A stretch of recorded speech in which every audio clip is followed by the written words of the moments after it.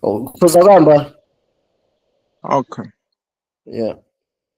Yeah, ulandireni sona mbale tsiku la lero chifukwa shamwayo okulu meneso tili nawo okumana makamaka mukukambirana konse kumene timakhala nako chifukwa cha uthenga wabwino ofumu wa mulungu umene khristu yesu anatisiyira.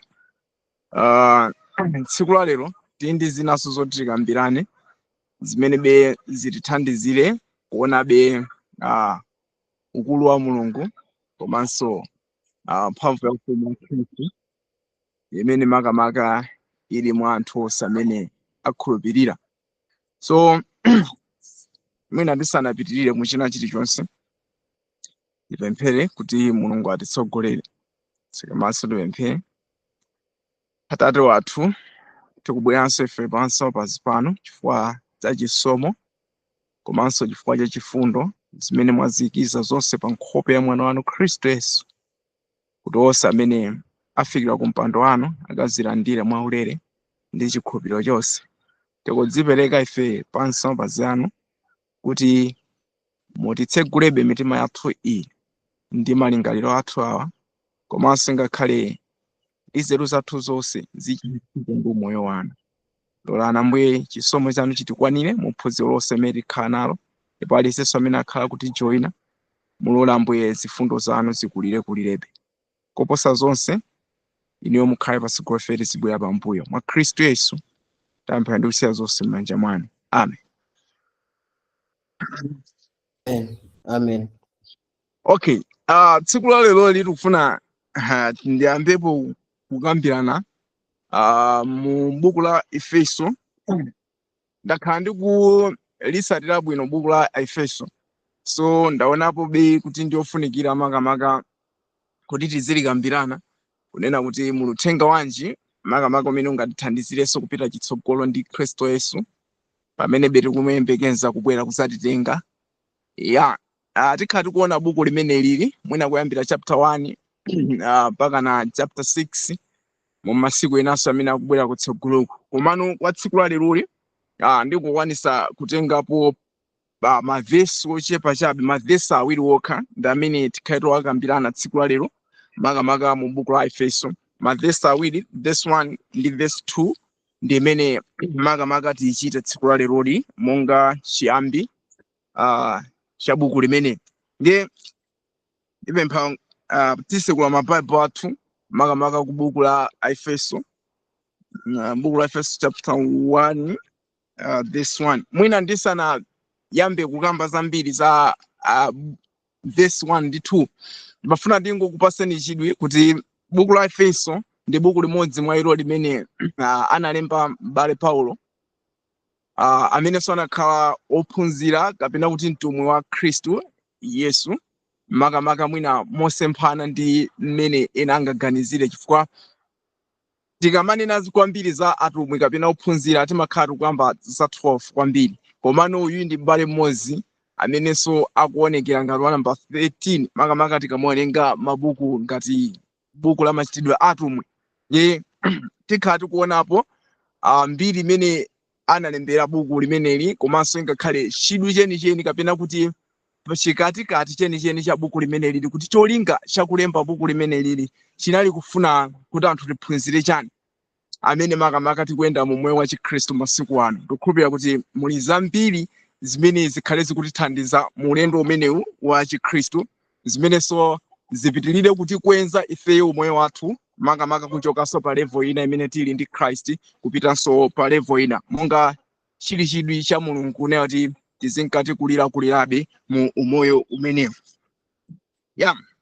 Ndingu yambabe kuwerenga verse 1 kenako ndikhala ndikupereka zambiri za m'bale amene analemba buku limeneli Paul kunena kuti timanziwa bwanji nanga akuchoka ku zinthu ngati ziti. Okay, verse 1 akuti Paulo mtumwi wa khristu yesu mwa chifuniro cha mulungu kwa oyera mtima amene ali mu Efeso ndi kwa iwo okhulupirira mwa khristu yesu.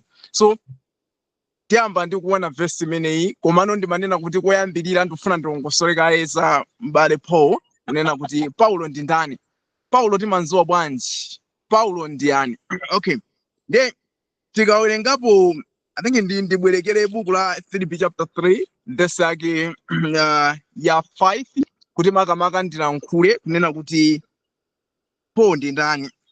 Tikabwera kwa Philippi chapter 3 verse yake ya 5 mopezapo kuti Paulo akuchokera kuti ndikuwerenga mwachidule 3 verse 5 akunena kuti godulidwa tsiku lachisanu ndi chitatu wa m'bado wa Israeli wa fuko la Benjamini, Hebri wa mwa Hebri, monga mwa lamulo Mfarisi, verse 6, monga mwa changu londalonda Ecclesia, monga mwa chilungamo cha lamulo wokhala wosalakwa ine. So tikamuona Paul ndi mmodzi mwa iwo amene akuchokera ku mtundu wa ana a Israeli, kapena mafuko 12 ana a Israeli, komano iye akuchokera mu banja la Benjamin, fuko la Benjamin.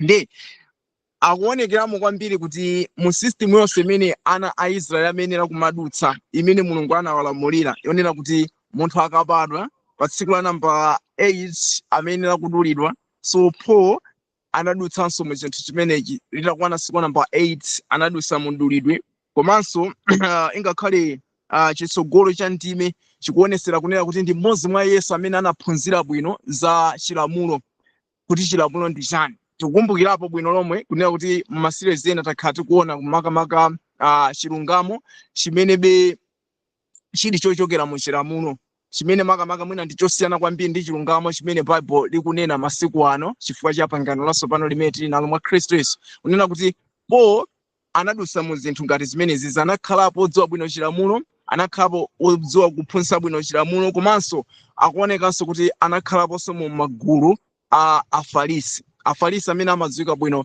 tikapitako chapter cha Matthew chapter 23 mukafuna kuwaphunzira kuti Afarisi anali yani, mukaonapo chapter chimenecho, mukaona Bible likukamba momveka bwino kunena kuti anali yani amenewo. So Paul anali munthu wachangu ndithu makamaka pa nkhani ya uthenga wa Mulungu, komano pa nthawi osati uthenga wa Khristu, komano uthenga wa Mulungu, kapena kuti uthenga wonse umene unali m'buku la chipangano chakale anali okhazikika ndithu mu chinthu chimene chichi, ndipo chinali chidwi chake kwambiri chonena kuti azikwanisa makamaka kuchita chifuniro cha Mulungu chimene chichi, ngakhalebe chili chosemphana kwambiri ndi zimene chinali chidwi cha Mulungu makamaka pakati pa mpingo wake. Ifa tikuona kuti Mulungu amene anali kuyenda anali kufuna kulola mpingo wake kuti uduse mulosi, anayenera makamaka kuonetsera Khristu Yesu akubwera ku dziko lapansi kusabadwa, komano mwatsuka ndi mosemphana makamaka ndi ganizo la Paul. Tuonapo kunena kuti monga unachita mpingo wonse wa Yuda kunena kuti anakhala otsutsana ndi Khristu. So Paul also tikaona verse 6 mu Philippi chapter 3 ikuonetsera kuti Paul na Yesu anakhalaponso mu gulu limene lotsutsanaso ndi Khristu, makamaka losayanjana ndi uthenga umene Khristu anabwera nawo ku dziko lapansi. Mwanjira ina analondalonda mapazi a Khristu, nafuna kuti Khristu makamaka asakhale ngati chotengera cha uthenga wabwino makamaka kwa iwo onse amene anakhulupirira. So mwachidule chabe ndi umoyo wa Paul umene makamaka kuonekera pamenepa. So tikabwerano ku Matthew chapter 9 verse 6 timapezapo kunena kuti Paul akusintha makamaka kokhala, kapena kuti akusintha makamaka kuchoka ku mbali ina kupitanso mbali ina makamaka mu nkhani ya uthenga umene iyeyo ananyamula.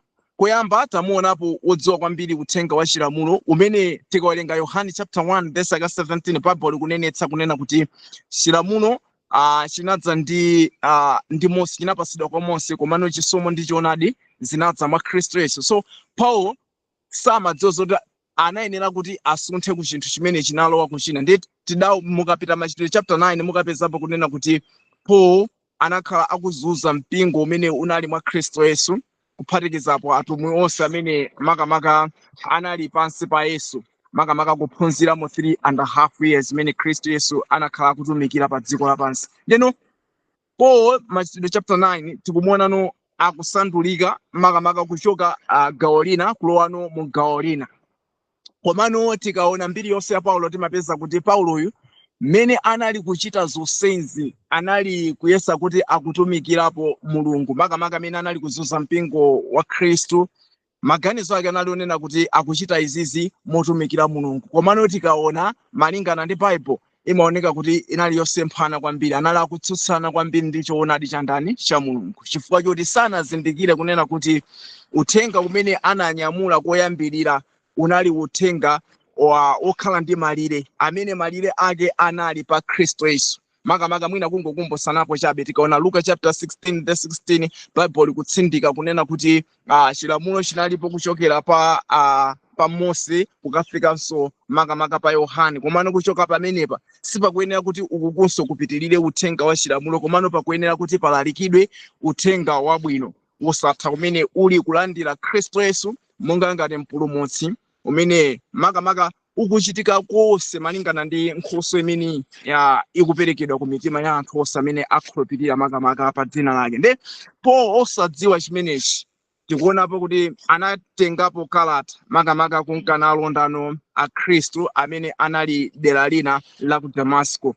Makamaka patachitikanso chinthu china ku Stefano, mmodzi mwa madikoni, chapter 6 cha machitidwe, atachitira umboni komanso kumapeto kwake kenako naphedwa ndi magulu amene so poona kuti Ayuda zinawasangalatsa kwambiri, so po anali kupitirizabe kulonda mpingo umene. Komano mwamwayi monga Yesu Khristu anaonekera kwa ophunzira ena aja, anyina Petro wapeza ku nyanja, na Yohani, anyina Filipo, magulu onse mene anawapenzera, achina Mateyu wapeza ingakhala kukhomesa misonkho. So chinachitikanso kwa Paul makamaka pa njira yake yopita ku Damasco kuti anakumana maso ndi Khristu Yesu, makamaka amene anamuwuzapo kuti undilonderanji iwe Sauli, undilonderanji.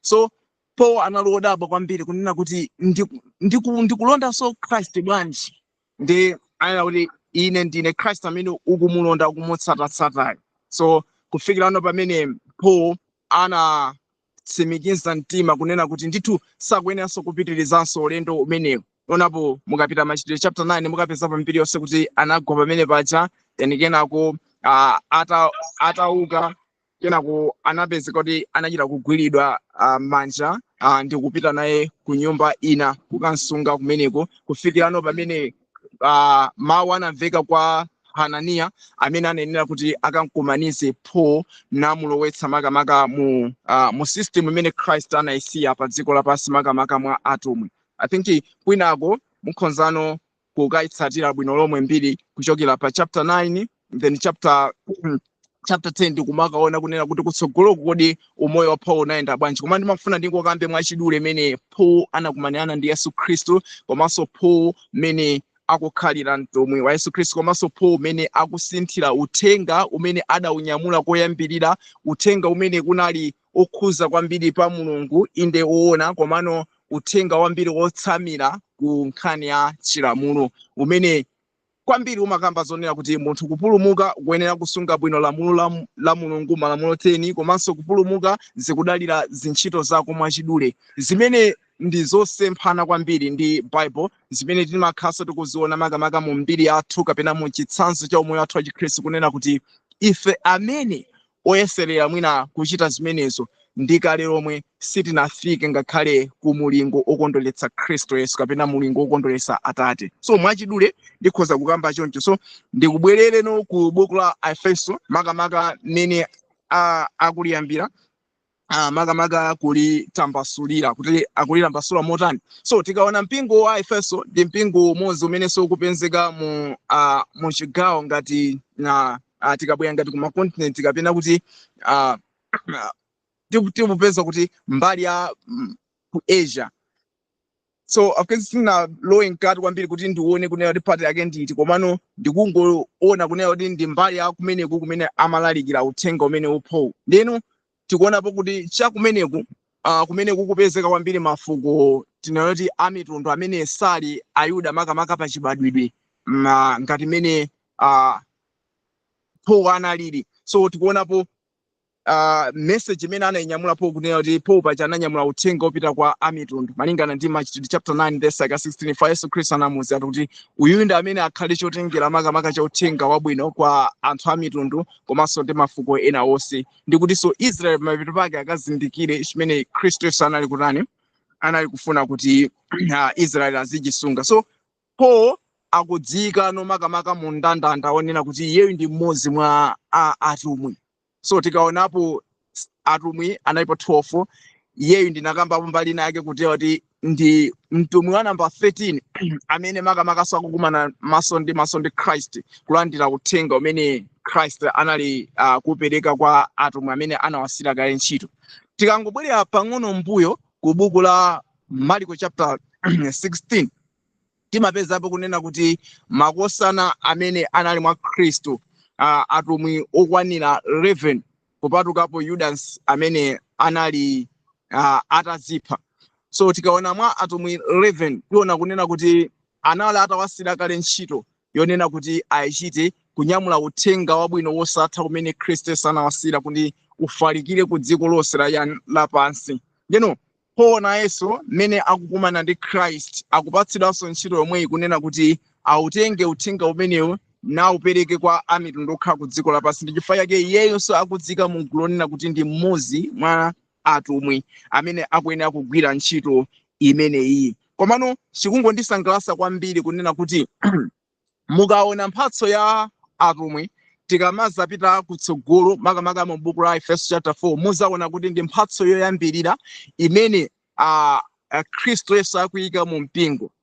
Mwachidule mukamalisata buku la Efeso mukapeza kuti Efeso chapter 4 verse 11 mukapeza kuti koyambirira pali mphatso ya atumwi then kenako pobwera mphatso ya uneneri. So awawa ndi mphatso imene ndithu yokhazikika imene Mulungu akuyisiya mu mpingo wake kuti ithandizire anthu amene ali mu mpingo umene wokupita chitsogolo komanso kukhala olimbika moyo wawo wauzimu. So Paul akulandira mphatso imeneyi pambali ponena kuti so ingakhale anthu amene tili mwa Khristu masiku ano tikuyeneranso kuti mphatso imeneyi ifalikire makamaka mu mkati mwathu kapena kuti m'magulu athu. So Paul anachita mwayi kukhalapo mmodzi mwa atumwi amene anali mwa Khristu Yesu. So pali fundo imodzi yoyambirira imene tikuyenera kuti tigwiritse ntchito yonena kuti kodi munthu kuti ukhale mtumwi wa Khristu Yesu chimene makamaka chinali choyenera kuti iweyo chikufikire chinali chani.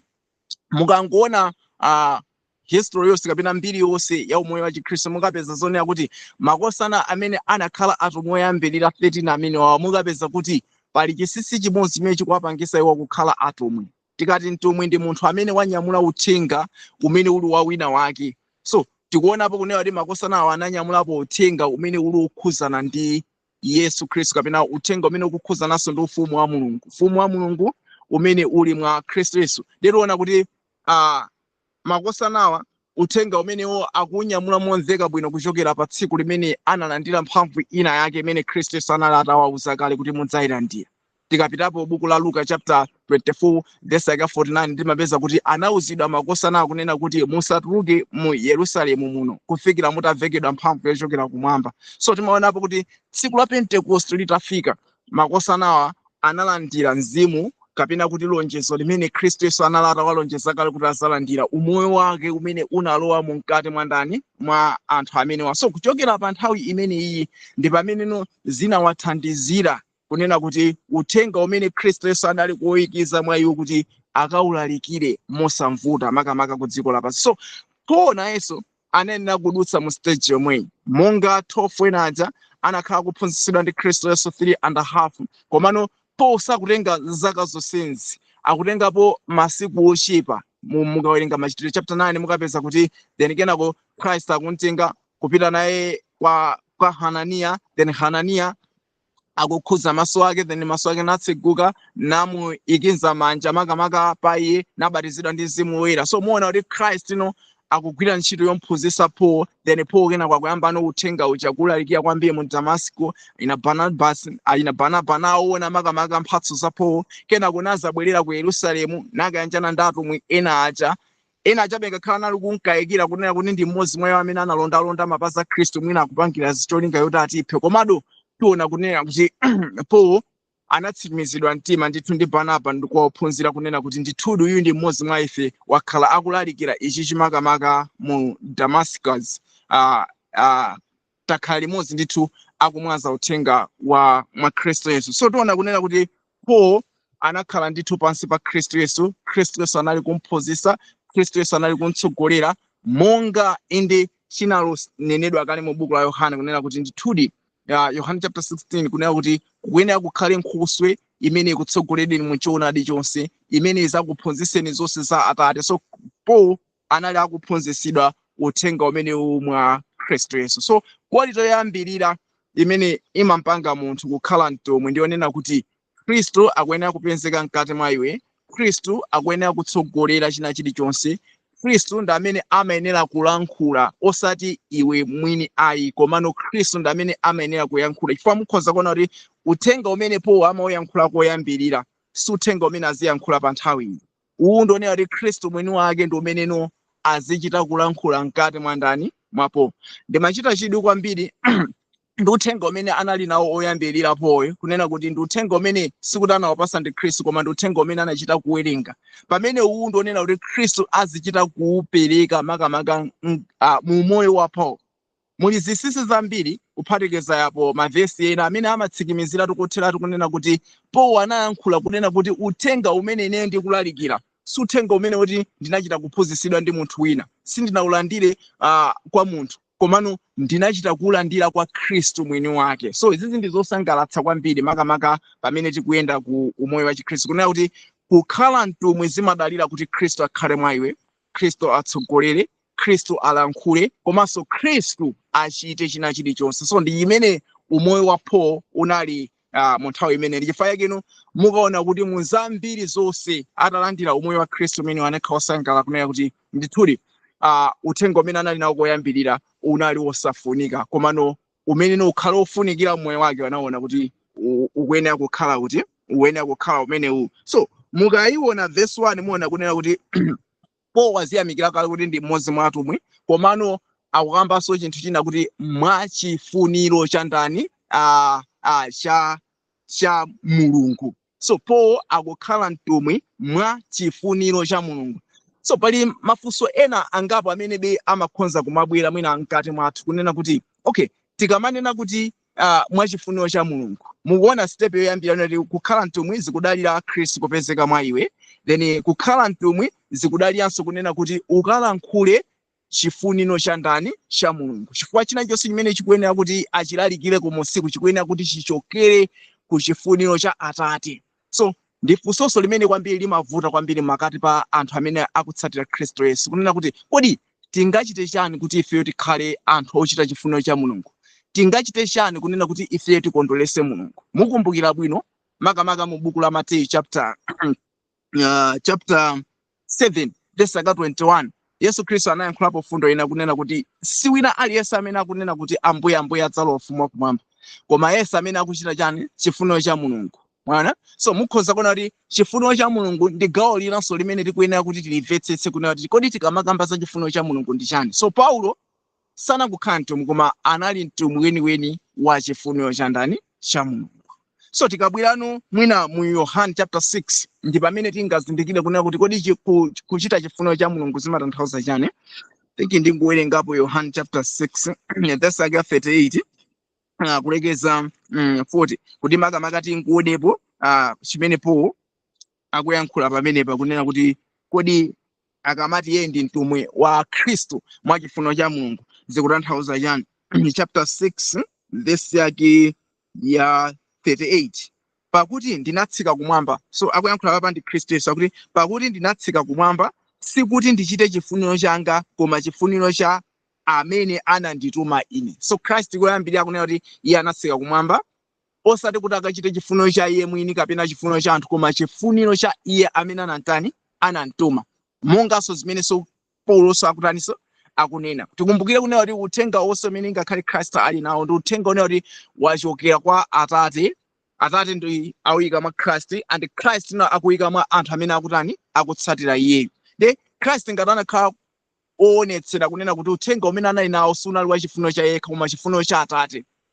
Deno kodi chifuniro cha Atate chimene chichi anachilongosola ndi chani? Verse 39, koma chifuniro cha iye amene anandituma ndi ichi, kuti za ichi chonse iye anandipa za ichi chonse iye amene anandipatsa ine ndisatayeko kanthu, koma ndichiukitse tsiku lomaliza. Verse 40, pakuti chifuniro cha Atate wanga ndi ichi, kuti yense wakuyang'ana mwana ndi kumkhulupirira iye akhale nawo moyo wosatha, ndipo ine ndidzamuukitsa iye tsiku lomaliza. So tikayiona tiona kunena kuti Christ akunena kuti onse amene anampatsa iyeyo, anampatsa ndani? Atate. Tikumbukire kuti tonsefe tili m'manja mwa Atate, komano Atate akutitenga ndi kutisiya ife mwandani? Mwa Christ. Tikapita Yohane chapter 17, Bible ikutsimikizira kunena kuti Yesu akunena kuti anali anu komano munawatani? Munawapatsa ine. So ife okhala mwa Atate, then Atate akutisiya m'manja mwa Christ. Ndiye Christ akunena kuti onsewa awa ndikuyenera kuti ndidzawaukitse makamaka ngati atachita chifuniro chanu. Ndiye mu verse 40 akuchionetserano kuti chifuniro icho ndi chani, chifukwa akunena kuti chifuniro cha Mulungu ndi ichi, kuti yense wakuyang'ana pa mwana ndi kutani?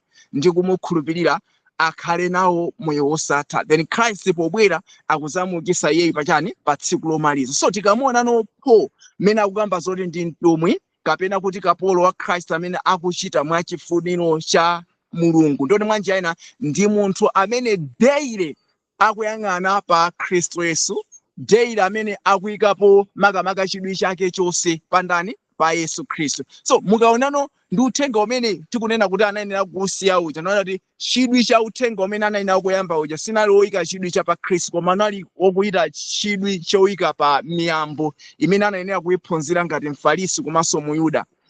Komano pa nthawi iyi sakuyendanso monga mwa miyambo kapena kuti ziphunzitso zina zimene zinali za chipembedzo cha dziko, komano akuyenda mongano mwa chiphunzitso chimene Christ daily azimphunzitsa. So muona kuti chofunikira kwambiri ndichonena kuti azika pomaso ake pa Kristu daily. Minute iliyonse kapena kuti ola lililonse kapena kuti chaka chonse ndoti akuyenera kuti chidwi chake chonse chikhale pa Kristu. Ifa mmene akukambira Yesu apapa kunena kuti yense wakuyang'ana pa mwana ndi kumkhulupirira. So tikati kuyang'ana pa mwana ndi kumkhulupirira ndoti every moment iliyonse imene ukuyenda pa dziko lapansi, ola lililonse imene ukuyenda pa dziko lapansi, nthawi iliyonse imene ukukhala pa dziko lapansi, chidwi chako chonse, maso ako onse uyika pandani? Pa amene yoyo. So muona kuti chidwi cha Paulo ndoti daily inalionera kuti ayang'ane pa Kristu, kuti Kristu kodi mutsogolera motani. That's kuchita chifuniro cha Mulungu. Ndoti mwanjira ina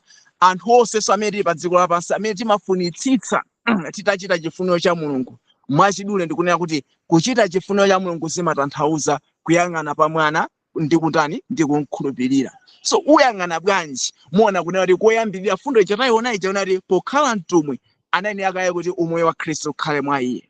So umoyo wa Kristu pokhala mwa iye akuyenera kuti daily aziyang'ana umoyo umene ukuti untsogolera bwanji. Mukumbukire kunena kuti nthawi ina panakambidwapo takhala tikukambiranapo za nkhani ya ufumu wa Mulungu, kunena kuti ufumu wa Mulungu umatanthauza kunena kuti Kristu kodi ali mwa iwe kapena ulibe Kristu. Ngati ulibe Kristu suli mu ufumu wa Mulungu, koma ngati uli ndi Kristu uli mu ufumu wa Mulungu. So pokhala ndi umoyo wa Kristu chimachitika ndi chani?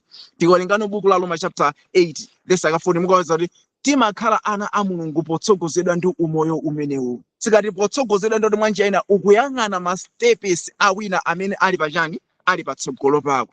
Lero tikabwera ngati ku buku la Yesaya mukuona kuti limakhala likulongosola momveka bwino kuti makutu athu amene tili mwa Kristu Yesu, Yesaya chapter 30 verse 21-22, akuti amakhalano akumva mawu a Kristu potembenuka ku njira ina kudzanja lamanja, potembenuka kulamanzere, akulankhula kuti njira ndiliyo ndi. So ukamapangano kuyang'ana pa umoyo umene daily umakhala kuti ukuchita chani? Chifuniro cha Mulungu. So mwanjira ina mpingo onse Mulungu wausiya kunena kuti uziyang'ana pa amene yuyu mwana wake amene ali Kristu. So poyang'ana pa iyeyu Kristu azikhala nakutani? Akutsogolera mu chimene chili chotani? Choyenera. Apa ndaphunzirapo zinthu zambiri fayani. Pali magawo ena nthawi zina timakhonza kumayang'ana makamaka umoyo wa zisogoleri, umoyo wa anthu ena, zimene timaganiza kuti popayang'ana zimene zichazere tikhonza kuchita chifuniro cha Mulungu, komano zimakhala zosemphana kwambiri malingana ndi Bible mene likunenera. Chifuniro chenicheni ndi chichionera kuti ifeyo tiziyang'ana pa ndani? Pa mwana ndi kumkhulupirira. mene tikupanga izizi tizachita momveka bwino makamaka chifuniro cha ndani cha Mulungu. Koma ngati tingayang'ane pa ena ndikukhupira kunena kuti ndikuti tisemphana ndi chidwi cha Khristu Yesu chimene akuchikiza mchani mu mpingo wake.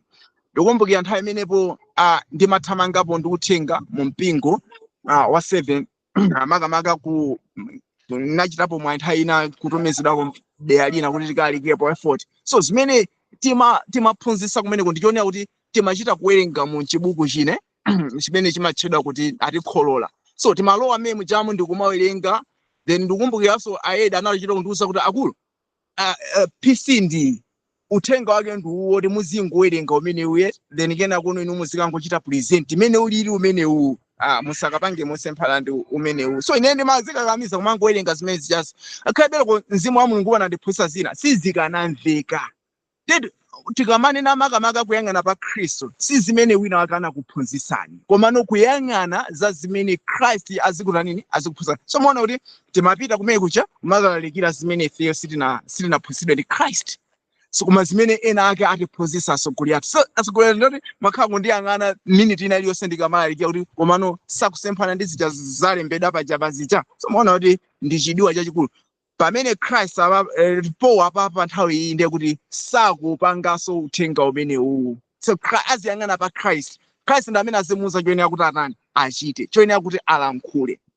Ingakhalenso kumagulu amene tiliwa ndoti tili ndi uthenga umene tili nawo, sikwenanso kumayang'ana kwambiri kwa anthu ena amene kapena angatisogolere akulu nakuphunzitsani chakuti akulu nakuphunzitsani Christ ali mwa iwe akuyenera kuphunzitsa iwe ukuyenera kuyang'ana pameneyo. Ngati chidwi chako chingakhala kuti chikhala pa anthu ena amene ali ndi uthenga umene iwe nkusiya kuyang'ana pa Christ, ndikukhulupirira kuti ubwenzi wako ndi Christ sungakome, china chonse sichingayende bwino kumwe wako. Komano iweyo dalira mphamvu ya Christ imene ili mwa iwe, dalira umoyo wa Christ umene uli mwa iwe, udzakutsogolera kuchita chimene chili chotani choyenerera. Izi ndi zina mwa izo zimene zingatithandizire makamaka kufika ku gawo lenileni lochita chifuniro cha ndani cha Mulungu. So mungawo la buku la Efeso ndikukhulupirira kuti kunkhani ya chifuniro cha Mulungu china mwacho ndi chimenecho.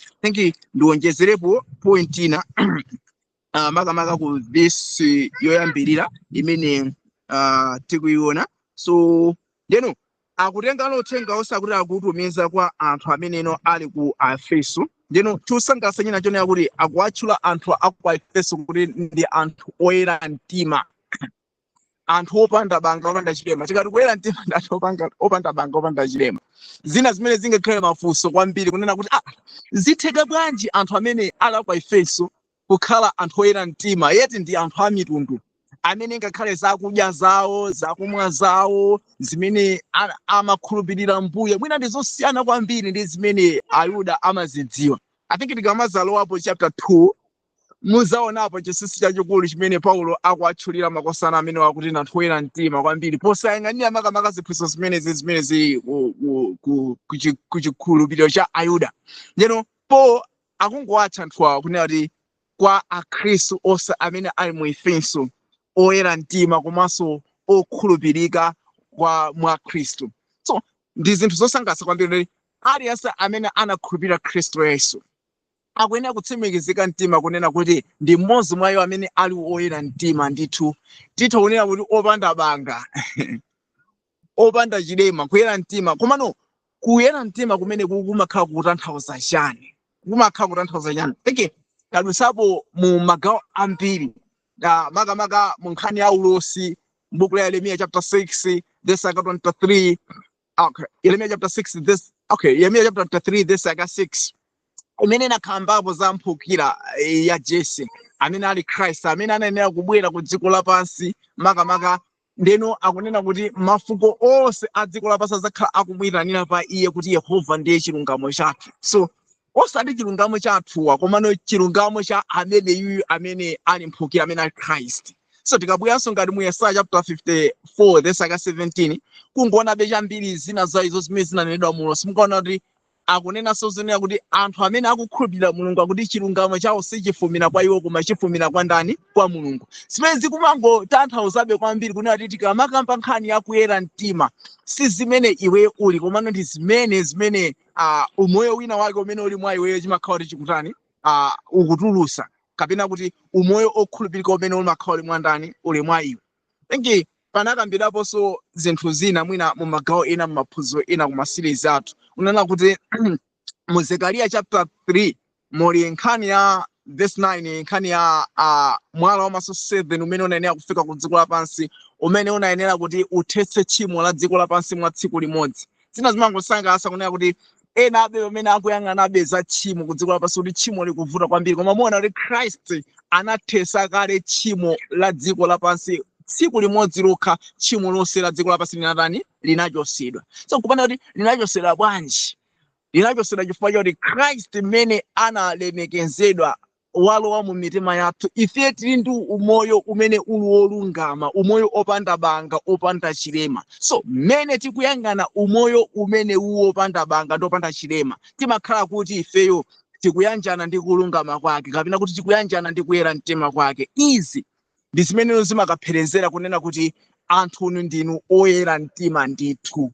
Pambali ponena kuti malingaliro pena akhoza kukhala olakwika kapena kuti zochita pena pakebe simungapezeka kuti mukachita zonse 100%, komano chifukwa cha kuyang'ana pa umoyo umenewu monga Christ wanena kale kuti woyang'ana pa mwana ndi kumkhulupirira ameneyo azakhala nawo moyo osatha kapena kuti ndi amene azaukitsidwa. So chifukwa choti mukuyang'ana pa umoyo wa mwana umenewu mumakhala kuti mukuyanjana ndi kuyera mtima konse kwa ndani? Kwa Yesu. Ndino ifake po sangonjenjemera kwauza anthu amene wakuti anthu oyera mtima, uthenga umene ukwayenera iwowa umene akuwatumizira anthu oyera mtima. So mwanja ina ifenso umene ukutifikira masiku ano chifukwa chokuti tili mwa Khristu Yesu tikuyenera kutsimikizika mtima kuti ndife anthu oyera mtima ndithu, anthu amene sikuyenda mu uchimo wa dziko lapansi. Chifukwa tinazindikira kunena kuti kodi tikamati tchimo ndi chani, tinazindikira kuti tchimo ndicho kulekana ndi ndani? Ndi umoyo wa Mulungu, kulekana ndi Christ.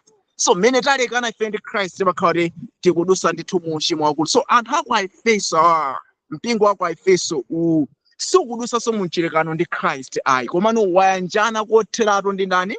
Ndi Yesu Khristu. Ndi chifukwa chake kuyera mtima kumene kukwayenera anthu amene ndifake akutchedwa kuti anthu oyera mtima. Komano pali fundo ina imene ndikuyenera kuti nditsindike kwambiri kuti kuyera mtima kumene kukutanthauza chani. Chifukwa mukapita pa vesi yomwe verse 1 akunena kuti kwa iwo okhulupirika mwa Khristu, kwa iwo okhulupirika mwa Khristu. Ndikanakambapo zambiri makamaka mu uthenga wa Paul mu mabuku ake onse kuchokera buku la Roma kena kukulapo buku la Akorinto kaya buku la Agalatiya, Efeso, mumapita uku mpaka nokafika buku la Ahebri. Mukaifufuza bwinobwino mawu awawo mwapeza kuti sakusowa mu mabuku ambiri kapena mu mavesi ambiri mu machapters ambiri sakusowa. Chifukwa ndi chinthu chokhachi chimene chikukupangitsa iwe kapena kuti ndi quality yokhayo imene ikukupangitsa iwe kukhala oyenerera kuyima pamaso pa ndani? Pa Yesu. Chifukwa mwa Khristu ini soyeza kuti kungosowa chimene chichi iwe upezeka kuti basi umoyo wa Chikhristu kupezeka kuti sungayendenso bwino kumoyo wanu. Chifukwa choti tikuyenera kuti timvetsetse kuti apo tanthauza chani. Ini tanthauza tikanena kuti chimakhala kuti chinthu china chake chayikidwa mu chinthu china. Mwachitsanzo tiyerekeze kunena kuti zinthu tikuzinyamula tizike mu nthumba ndekuti zili mu nthumba zili in bag mu nthumba. Ndikuti tikaonaso za anthu amene ali mu moyo wa Chikhristu kapena kuti akuyenda mu moyo wauzimu weniweni umene Mulungu akuyang'ana, ndikunena kuti ndi anthu amene ali mu chinthu china. Pali fanizo lina limene Yesu Khristu adanenapo losangalatsa kunena kuti ananenapo nkhani ya vinyo komanso ndi vinyo ndi yani. Okay, ndiyambeka ndi nkhani ya vinyo. Anakambapo za vinyo kunena kuti akuti sititengapo vinyo watsopano ndikwamuyikapo mu matumba akale, then chifukwa kuti matumba akale aja akhoza kutani, akhoza kuphulika, then chibowo chake chikhoza kukhala chachikulu. Kapena wine amene ali woti wangopangidwa kumene ndikwamuyikapo mu zinthu zina zakale, tingonena kuti mwachidule choncho. Ndiye tikaonamo nkhani ya uthenga wabwino wosatha umene uli mwa Khristu Yesu, ndionera kuti tonse amene tili mu uthenga umene sitikuyikidwanso makamaka mu zotengera zakale, komano tikuyikidwa mu chotengera chatsopano amene ali Khristu amene ali Yesu mwini wake. Ngati kaonano pona Yesu akusangalala ndi uthenga umene kuti onse anthu amene no ali ku Efeso ndionera kuti ayikidwa mkati mwa uthenga umene uwu ali mwa Yesu Khristu. Mwachidule Aroma chapter 8 verse 9 tikati mwa Khristu Yesu matanthauza kuti iweyo mzimu wa Khristu Yesu uli mwa iwe. Iweyo mzimu wa Khristu Yesu zijati kunena zija kuti ukukutsogolera. Wina akasowa umoyo wa Khristu Yesu asadzinamize kuti ali mwa Khristu, sali wache wa ndani wa Yesu Khristu. Lero munguonepo mwachidule kunena kuti mwa Khristu Yesu ananenedwa motani makamaka mu buku la Efeso. Ndikuopa sinu chisanza think zina zoti khati kupitabe chitsogolo kuziunikira. Mukabwera pa verse 3 mukapeza kuti verse 3 yo mukapeza kuti pali dalitso la zakumwamba komano mwa Khristu. Mukabwera pa verse 4 mukapeza kuti monga anatisankha ife mwa iye. Mukapita pa verse 5 mukapezanso kuti mwa Yesu Khristu. Mukapita pa verse 7 mukapezanso kuti mwa mwazi wake. Mukapita verse 9 mukapezanso kuti mwa iye. Then mukapitanso pa verse 10 mukapezanso kuti mwa Khristu. Verse 11 mukapeza kuti mwa iye tinayesedwa cholowa chake. Verse 13 mukapeza kuti mwa iye yuso. So muona kuti yungonamba mwa iye. So kungoswa chimene chichi imakhala kuti china chilichonse chatani chaonongeka. Umoyo wa Chikhristu sukuyeneranso kupitirira popanda chimenechi. So muli mwa Khristu Yesu. So ndifunso lalikulu limene wina aliyense akuyenera kumadzifunsa kunena kuti kodi ineyo ndili mmenemu. So mukapita ngati buku la Aroma chapter 11 verse yake ngati sali chapter 13 chapter 11 chindingopitekwe chapter 13 ngati sakulakwisa. Mungu onepo fundo ina imene ndimafuna kuti ndikambe chapter 13 I think this again 14 akunena kuti koma valani inu Ambuye Yesu Khristu, valani inu Ambuye Yesu Khristu ndipo musaganize za thupi kuchita zofuna zake. So mukayona verse imene akunena kuti kuvala Ambuye Yesu imakhala kuti iwe ndi kuti wakutidwa ndi umoyo wake onse. Iweno malo moti uzionekera sikuonekera ndi ndani, sikuonekera ndiwe koma akuonekera ndi ndani, Khristuyu. Yoti mwanji tikati no mwa Khristu imatanthauza kuti Khristu ndi amene akuonekera, iwe uli mkati mwa ndanimo mwa Yesuyo. Yoti mwanji aina umoyo wako sikuonekera. Tikumbukire kunena kuti pangano ili limene tili nalo mwa Khristu Yesu ndionena kuti loyamba lija silinena kuti lizioneka posababa chifukwa samaoneka ndi Khristu, samaoneka ndi Mulungu koma amaoneka ndi munthu. Then chifukwa amaoneka ndi munthu analephera. Komano pa nthawi iyi palibenso chifukwa choti aoneke munthu koma akuyenera kuoneka ndani, Khristu amene ali mwini wake wa panganoli amene sangalephere konse. Pakeno tikuyenera kuti tonse tikhale mu chinthu chimene chichi malo moti anthu aziona ife koma aone umoyo umenewu. Akaona umoyo umenewu ndikhulupirira kuti sazanena kuti mkuluyo akulephera bwanji chifukwa chani umoyo wa Khristu Yesu sungalephere. Manja nano ifeyo tili mkati mwa chinthu chimene chocho. So muona kunena kuti chinthu chimene chili mkati sindikhulupirira kuti chinganyoze chinthu chimene chili panja. Chifukwa chani chimene chapangisa kuti chamkati chija chizitetezeka ndi chifukwa cha chinthu chimene chili kuchani chili kunja. So manja ina munthu amene ali mwa Khristu sanganyoze umoyo wa Khristu umene ukumpanga iye kukhala Khristu. Daily amakhala ndi nkhawa kuti kodi chinthu chimene chili kunjachi chitati chachoka ku umoyo wanga kodi ineyo ndizachitanji. Nifake Christ anapitiriza kunena po zinthu zambiri. Yohani chapter 6:15 kunena kuti inuyo ndinu nthambi ine ndine mpesa. Simungakwanise kuchita kanthu ngati ine sindili mwa inu. Komano ife amene tikukhala mwa Christ tipeza kuti kuchita chani kuchita kanthu. So mwanjena nkhawa ndi mantha athu akuyenera kumakhala kuti umoyo umene uwati kutawo ukuyenera kupitirirabe kutikuta chifukwa ukangochoka kutikutirako ndikuti ifeyo tikhala chani tikhala chabe. Ndikuti mwanjena umoyo wathu umene tikuyenda tsiku ndi tsiku tingoyenera kuyang'anitsitsa kuti kodi Khristu Yesu akupezekabe pakati pathu, Khristu Yesu kodi akutsogolerabe njira zathu. Tikatenda ndikukhulupirira kuti zizatichitira chani, zizatichitira ubwino. I think ndi zina mwazo zimene tikhalire kuziwonjezera mukati mwa ndime makamaka mwa Khristu Yesu. Khulupirira kuti ndikhala ndikuzilankhula kwambiri so pomapitiriza mawiki akubwerako makamaka chapter 3. Komano monga ndinanena kuti ndikamba mavesi awiri ndipite ku vesi iyo yakumaliza chapter verse 2 akunena kuti chisomo kwa inu ndi mtendere wochokera kwa Mulungu Atate wathu ndi Ambuye Ambuye Yesu Kristu. So nkhani ya chisomo ndikambaso komano mu chapter 2 chifukwa nkhani ya chisomo mu chapter 2 ilipo kwambiri komano ndikufuna kuti padakali pano pate bayisunga kaya cholinga yoti izatithandizire bwino lomwe tikamazalowa mu chapter 2 komano ndingokamba za zimene Paulo akuzitumiza makamaka ku mpingo wa Efeso kunena kuti akuwapemphera kuti chisomo cha Mulungu plus mtendere wochokera kwa ndani, kwa Mulungu Atate wathu ndi Ambuye Yesu zikhale kwa chani, kwa mpingo umenewu. Tikumbukira bwino kuti tikudusabe mu ziphunzitso zambiri zosiyanasiyana zonyenga zimene zili ku dziko lapansi. China mwa icho chiphunzitso chonyenga chachikulu ndi chonena kuti munthu akhoza kupulumuka mwa kuyesesa kwake, chimene tachiona kuti malingana ndi chapter 1 cha buku la Efeso ndi zosiyana kwambiri ganizo limene Paulo anali nalo politumiza. Cha number 2 ndicho chonena kuti munthu kumaganiza zonena kuti ukhoza kupulumuka posunga makamaka chikhulupiriro china chimene cholakwika, milungu ya fegi.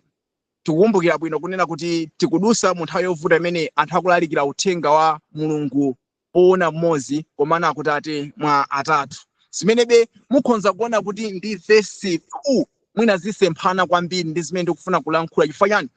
Malonje amene Paulo akuatumiza kwa anthu amene wako Efeso akunena kuti chisomochi chikuyenera kuti chikhale chochokera kwa ndani, kwa Mulungu Atate wathu. So tikambwera kuganizo lambira ndati Mulungu Atate wathu ndi angati. Tikabwera ku Malaki chapter 2 verse 10 timapeza kuti Atate amene tili nawo ife sawiri satatu komano ndi chani, imodzi. Akuti tichita monyengezana wina ndi zake chifukwa ninji. Kodi sitili naye Atate mmodzi amene anatilenga ife tonse? So tiona kuti koyambirira tili ndi Atate mmodzi. Then kenako Paulo akutilumikizisa ndi Atate ameneyo amene ali Mulungu mmodzi yekhayo. Then kenako akutilumikizisa ndi kwa Khristu Yesu amene ali chani, Ambuye wathu yekhayo. Teno tikangobwera pa uthenga onse umene Paulo ali nawo ndionera kuti one popeza kuti sakulandira kwa anthu, muona kuti akufanana ndi zimene Khristu akunena kuyambira kuti tipulumuke tikhale mwa Khristu, komanso tipulumuke tikuyenera kuti tidziwe zonena kuti Mulungu oona yekha ndi Atate yekha amene ali Atate wa Yesu Khristu, amene makamaka mwina tikamayidutsa nawo m'buku la Efeso tuonapo zambiri mene Khristu akumunenera, mene Paulo akumunenera Mulungu amene kunena kuti ndi chifukwa chani akuyenera kutchulidwa Mulungu wa Khristu, ndi chifukwa chani akuyenera kutchulidwa Atate wa Khristu, ndi chifukwa chani akuyeneranso kutchulidwa kwa ifeyo ngati Atate. So ganizo loyambira la buku la Efeso ndiloti lipereke chidwi chachikulu chonena kuti chipulumutso chonse chili mwa Khristu, plus apo chipulumutso chonse chili pa kukhulupirira pa Mulungu ndi pa Khristu. Osati mwina ziphunzitso za kudziko zimene anthu ambiri akuzilalikira zonena kuti mwina tikhulupirire za utatu, zimene zondoti ndi zosemphana kwambiri ndi chapter cha buku la Efeso. So muona kuti mtendere, chisomo zikuchokera ku mpando wachani, wa chifumu wa Mulungu, kapena kuti zikuchokera kwa Atate, then zikuchokeranso kwa ndani, kwa Khristu Yesu amene ali Ambuye wathu. Ndingopekapo makamaka chidule cha zinthu zina zimene tikuyenera kungoti tizikumbukire.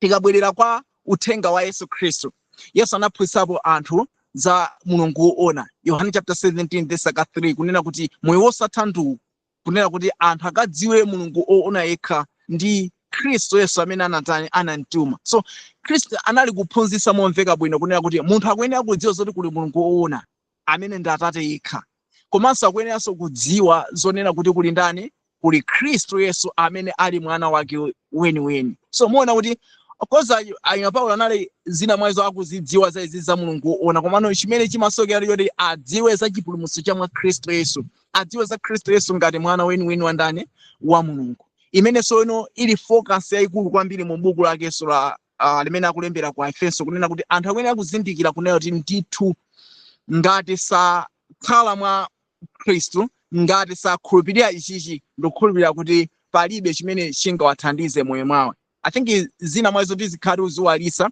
chifukwa mu buku la Efeso chapter 2 verse ya 20 anapitirizapo so kuonjezera kunena kuti tikuyenera kukhazikika pa chikhulupiriro china chimene chinali chatumwi ndani. So mwanjena pozaonanso nkhani imene tizakhaso tikuona kunena kuti kodi makosana amene wawa zikhulupiriro chawo chenicheni chinali chani. Pano makufuna ndiwonjezerepo so makamaka pa verse 2 makamaka pa zimene Paulo akutsikimizika kunena kuti uthenga uwu ndi umene ukuyenera kuti anthu tiugwiritsitse kunena kuti tikhulupirire Mulungu Atate yekha amene ali Atate wa Khristu, komanso tikhulupirire Khristu Yesu amene ali mwana wake yekha pambali ponena kuti tili mwa Yesu Khristu. Then mafuna ndidzadzitsire makamaka ndi mavesi ena amene akupezekapo mu machapters ena komano mabuku olembedwa ndi m'bale yemwe Paul, kuti muone kuti uthenga umene Paulo anali nawo anali wotsikimizika mtima kuti unali oona ndithu, ndipo samatekeseka kuti akhozanso kubweretsa uthenga wina. Mwachitsanzo mukapita ku buku la Filipi muona kunena kuti malonje amene Paulo akuwaonetsera ku buku la Efeso muona kuti akufanananso ndi malonje amene akuonekeranso ku buku la Filipi chapter 1 verse 2. Ifa kunena kuti verse 2 akunena kuti chisomo kwa inu ndi mtendere za kwa Mulungu Atate wathu ndi Ambuye Yesu Khristu. Muona kuti zikufanananso kwambiri ndi zimene zili pamene paja, chisomo chauchokera kwa Mulungu Atate wathu plus apo kwa Khristu Yesu. Tikapitanso ngati ku buku la Akolose mukaonanso kuti verse 2 so Akolose chapter 1 akunenanso kuti kwa oyera mtima ndi abale okhulupirika mwa Khristu mu Akolose, chisomo kwa inu ndi mtendere wochokera kwa Mulungu Atate wathu. Kenakonso mukapitanso ngati buku la Tesalonika mukaonanso kufanana kapena kutsikimizika kwa uthenga umene Paulo anali nawo kuti samasintha makamaka mu ganizo limene anali nalo.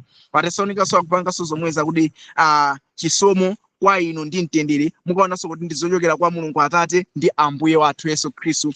Mukakapitanso ku buku la Timoteyo mukapezanso chimodzimodzi kuphatikizanso buku la ndani la Tito.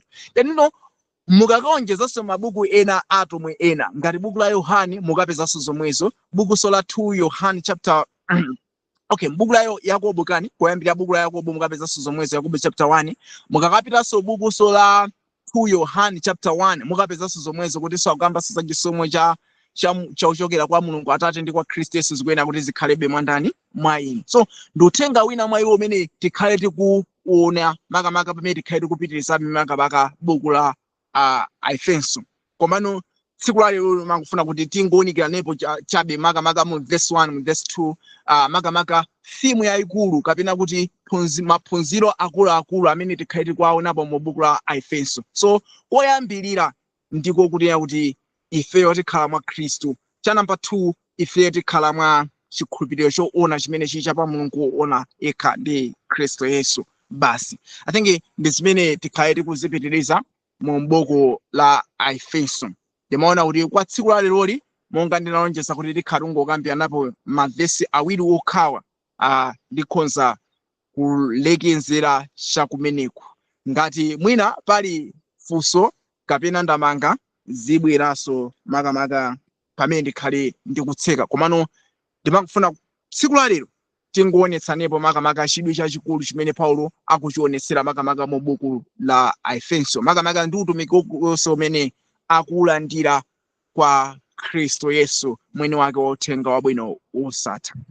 Ndithu ndikukhulupirira kuti mwina pali zoyankhula zina, komano apa ndikufika kumapeto kwa phunziro ndoti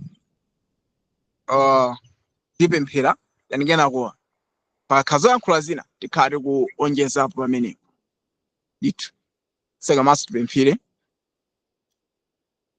Zikomo kwambiri Atate wathu chifukwa cha tsiku la lero chimenenso mwatipatsa makamaka chochokera mu buku la Efeso limene tikhale tikuliphunzira limene tangoliyamba chabe mu mavesi awiri awa. Tikupemphabe kuti mutithandizire kupitabe chitsogolo ndino kunena kuti uthenga umene tauyambawo tikapitirize, komano kwambiri tikhulupirire ichi chimene Ambuye munachipereka ku dziko lapansi kunena kuti Iye amene akhulupirira mwa Khristu Yesu nabatizidwa imwe azapulumutsidwa, ndipo lolani kuti umoyo wathu upitirizebe kuyang'ana kwa inu kufikira inu mubwerenso kudzatitenga. Chisomo chanu chitikwanire mu nthawi ino mwa Khristu Yesu chiyembekezo chathu cha ulemerero. Amen. Amen.